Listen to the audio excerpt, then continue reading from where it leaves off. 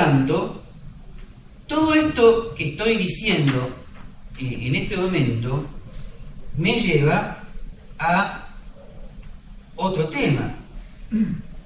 Porque fíjense que permanentemente yo he hablado de los laicos, lo dije cada tanto. ¿Qué quiere decir?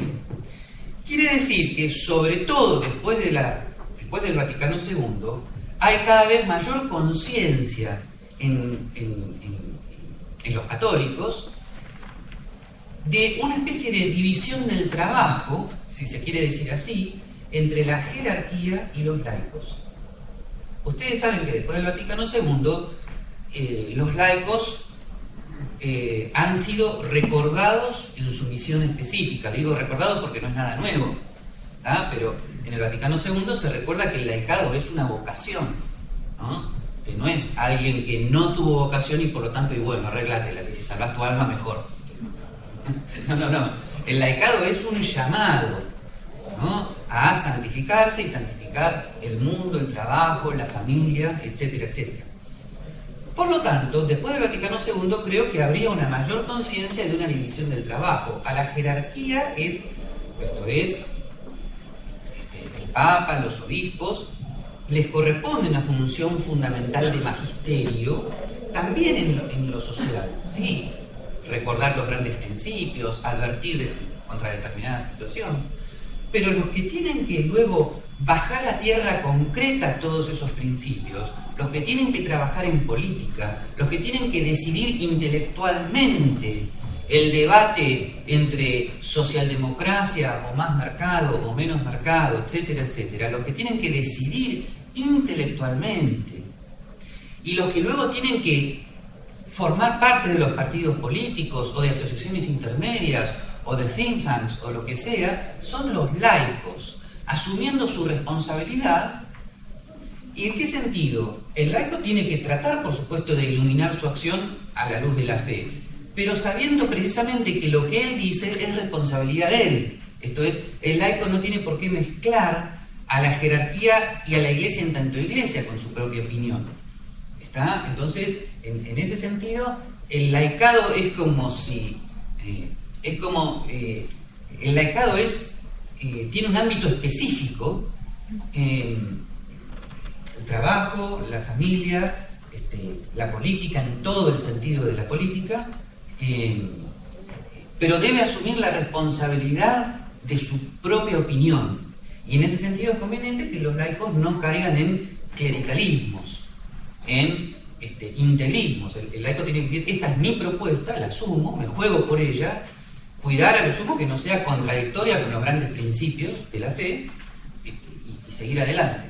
El laico no es el que llega hasta donde el sacerdote no puede, porque esa definición presupone que si el sacerdote pudiera, debería llegar. El laico tiene un ámbito específico donde si la evolución de la praxis de la iglesia ha mejorado, el sacerdote no debe llegar. ¿Está? Así que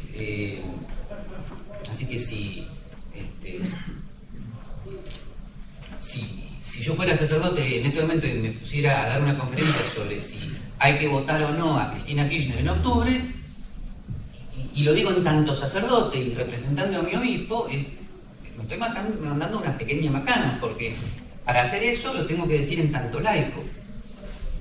¿Ah? Ahora, alguien me va a decir, pero como sacerdote sos ciudadano. Pero entonces hacer las aclaraciones, que son aclaraciones que siempre Santo Tomás hacía. Siempre Santo Tomás escribe y dice, o conviene distinguir en tanto esto tal cosa, en tanto aquello tal otra. Entonces yo me saco temporariamente mi jerarquía de magisterio y digo, yo en tanto ciudadano opino que. Entonces ya no es el sermón del domingo ante la feligresía, sino en tanto ciudadano opino que un igual entre los iguales. Es diferente. Bien, a los laicos entonces les corresponde el estudio y la aplicación justamente de estas tres premisas con las que sigo insistiendo permanentemente. Esto es, las ciencias sociales, las evaluaciones históricas, ¿está?, y las aplicaciones específicas. Entonces, en ese sentido, no es que la Iglesia no llega a lo social, la Iglesia llega a lo social, pero a través del laicado. Lo cual la protege a su vez a la Iglesia en tanto Iglesia de las circunstancias contingentes y falibles en los cuales los laicos necesariamente entran. No sé si me he hecho entender en lo que acabo de decir. O sea, que el laico asuma su responsabilidad en tanto laico y llegue a lo social tratando de iluminar lo social con la fe. Sin embargo, si él asume su laicado, está protegiendo a la Iglesia en tanto Iglesia de las circunstancias contingentes donde él se mueve. Esto es muy importante que se tenga conciencia, así dentro de 1000 años la Iglesia no tiene que pedir perdón de vuelta, como lo tuvo que hacer en Tertio Melentio Veniente, donde no es que la Iglesia pidió perdón en tanto Iglesia, porque es una santa católica y apostólica, sino que pidió perdón en cuanto a las acciones concretas de sus miembros que no fueron compatibles con lo que hoy podemos considerar aspectos centrales de la fe. ¿Está? Entonces espero que dentro de 1000 años no tengamos que pedir perdón de vuelta, si es que asumimos esta responsabilidad como laicos, y por lo tanto, si dentro de 1000 años, espero que no, alguien está diciendo, porque Gabriel en la conferencia de esos Rosario dijo un disparate total, bueno, espero que no tenga el Papa el que tenga que pedir perdón, no por eso. Bien, bueno, en este sentido, dos cositas más. Dado que yo también estoy hablando en nombre de un instituto que se llama Instituto Acton, y que nosotros en el Instituto Acton lo que tenemos como misión es tratar de esclarecer la no contradicción entre la economía de mercado y la doctrina social de la Iglesia, entonces alguno me va a preguntar, bueno, Gabriel, pero dado todo lo que acabas de decir, ¿cómo queda el tema del mercado y la famosa economía del mercado en relación a la doctrina social de la Iglesia, en relación a la responsabilidad de los laicos, en relación a evitar los clericalismos? Bien, de vuelta, lo mismo. Hay que distinguir entre lo que sería un principio general de derecho natural secundario y lo que luego es una ciencia económica, que puede ser muy buena en sus principios, puede ser, un laico la puede defender, como es mi caso, pero que sin embargo sigue siendo opinable en relación a los principios generales. Es una confusión que a veces los de mi ámbito han tenido.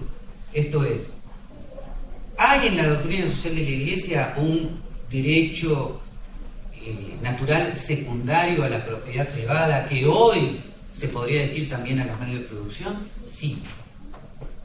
¿Hay incluso un derecho a la iniciativa económica, así globalmente afirmado, un derecho a la iniciativa económica, un derecho a la libre iniciativa en el ámbito económico? Sí. Eso está en la solicitud Re Socialis, está en la Centesimus Annus, no fue nada nuevo, los papas recordaron gran parte del magisterio de Pío XII al respecto, así que se podría decir que sí. Pero estos criterios generales no son, sin embargo, la economía de mercado desde el punto de vista científico. Para hablar de economía de mercado necesitan esas mediaciones, necesitan premisas adicionales que ya no son opinables en relación a esos principios generales, ¿no? ¿Por qué? Porque a pesar de que la doctrina social de la Iglesia reconozca que por lo tanto hay un derecho a la libre iniciativa privada, sin embargo, lo que la doctrina social de la Iglesia en tanto tal no puede ni debe responder es una pregunta más opinable en relación a la fe y que depende de qué ciencia económica estamos asumiendo, que es la pregunta ¿cuánto mercado? ¿Cuánto mercado? Ejemplo, a ver, en materia monetaria, ¿cuánto mercado? Sé que acá habrá estudiantes de economía, me parece, ¿no? Bueno, algunos sabrán que los monetaristas opinan determinada cosa. Para los monetaristas, el Banco Central tiene que tener tal emisión monetaria, que no debe subir, que tiene que ser proporcional a la productividad.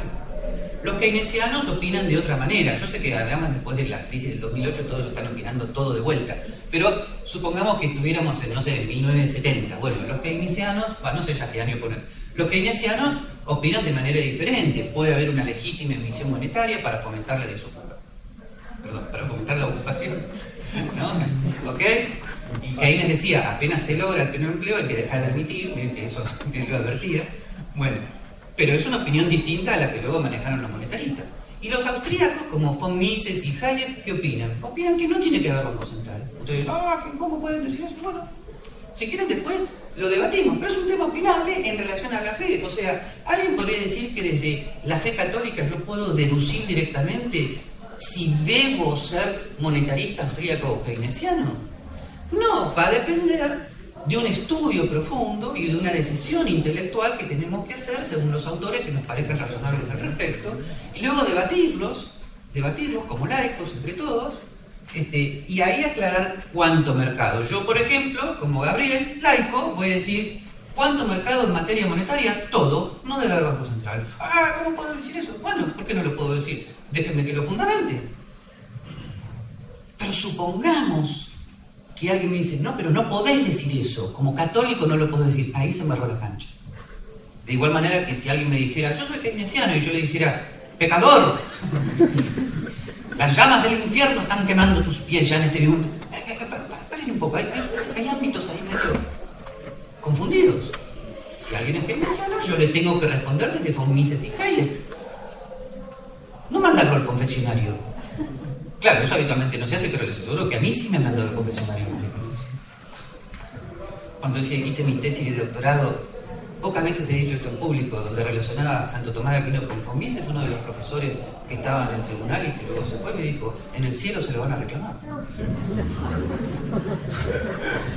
Pero con total sinceridad, en el cielo te lo van a reclamar lo que has hecho.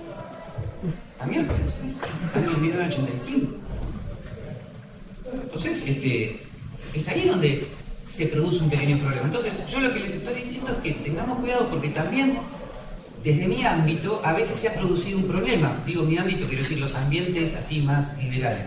Cuando surgió la Centesimus Annus, por ejemplo, de Juan Pablo II, donde fue la primera encíclica donde hablaba de economía de libre mercado, etcétera, etcétera, muchos católicos liberales dijeron, ya está, el Papa afirma la economía de mercado.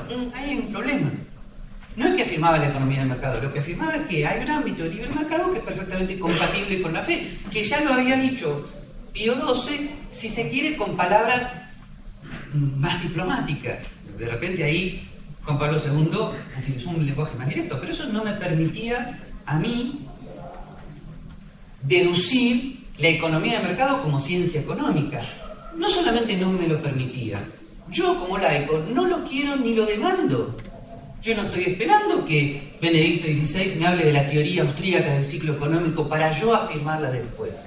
Y si lo afirmara, debería afirmar Joseph Ratzinger, economista. ¿Me explico? Está como ejemplo, cuando él escribe como teólogo privado, su libro Jesucristo, dice, afirmo esto como teólogo privado, no es acto de magisterio. Fíjense la claridad y la honestidad intelectual, ¿no?